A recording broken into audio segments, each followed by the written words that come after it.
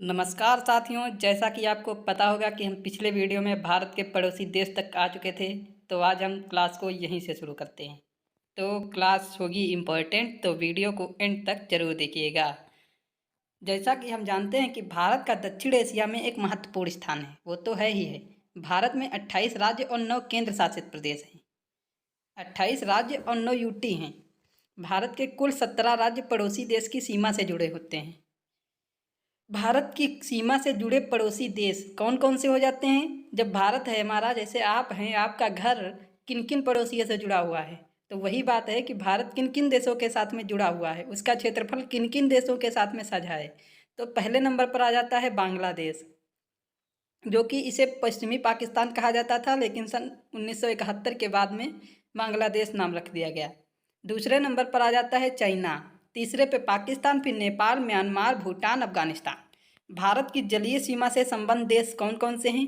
पाकिस्तान से भी हम जलीय सीमा रखते हैं, मालदीव से भी रखते हैं, श्रीलंका से भी रखते हैं, बांग्लादेश से भी रखते हैं, म्यांमार से भी रखते हैं, थाईलैंड से रखते हैं और इंडोनेशिया से रखते हैं।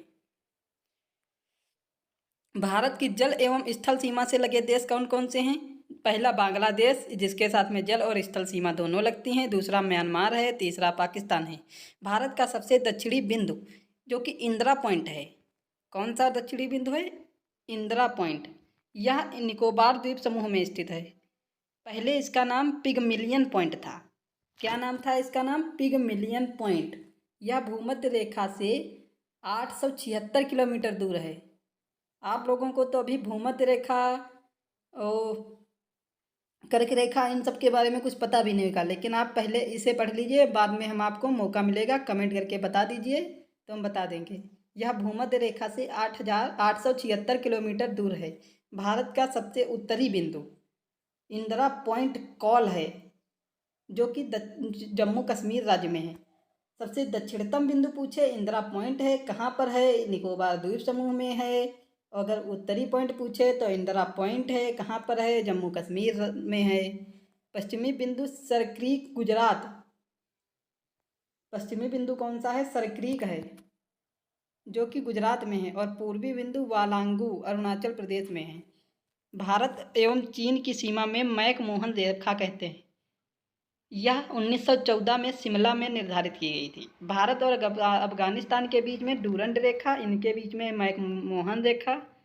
ये कब? 1914। ये 1896 में डूरंड द्वारा निर्धारित की गई, इसलिए इसे डूरंड रेखा कहा जाता है। अब ये अफगानिस्तान और पाकिस्तान के बीच में, क्योंकि भारत का विभाजन 1947 में हो गया था। भारत एवं पाकिस्तान के बीच में कौन सी रेखा है? ये रेड क्लिफ रेखा है, जो 15 अगस्त 1947 को सर CJ रेडक्लिफ द्वारा निर्धारित की गई थी। अब आपको हम समझाते हैं कि कौन कौन सी रेखा कहाँ कहाँ पर हैं।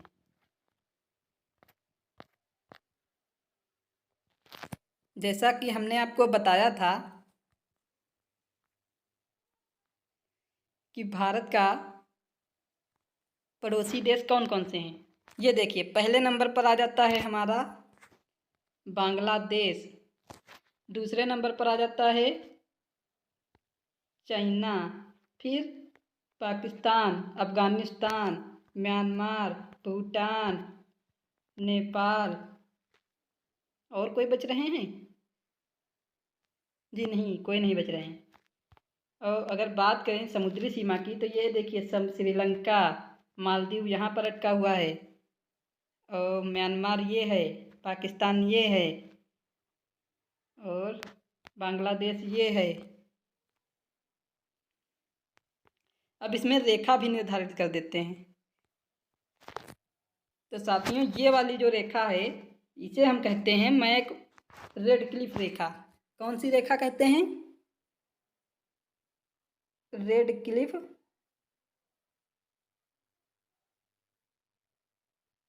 रेखा। और जो ये वाली रेखा है चाइना के साथ में, इसे मैक मोहन रेखा।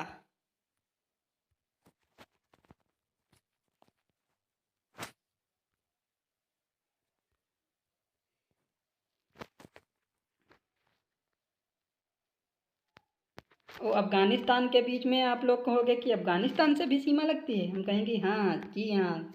ये देखिए, ये हमारा है अफ़गानिस्तान, ये नल्ला पाकिस्तान है, ये जो गलियारा है इसी से ही हमारे जम्मू और कश्मीर की सीमा लगती है, जो कि भारत के अंतर्गत आता है। तो इसलिए इस सीमा का नाम मैकमोहन नहीं, डूरंड रेखा हो जाता है। और 0 डिग्री रेखा होती है जो कि ये बांग्लादेश से लगती है। और अगर बात करें श्रीलंका की, तो श्रीलंका को हम पाक जल संधि के द्वारा अलग करते हैं, जो कि ये पाक जल संधि रही।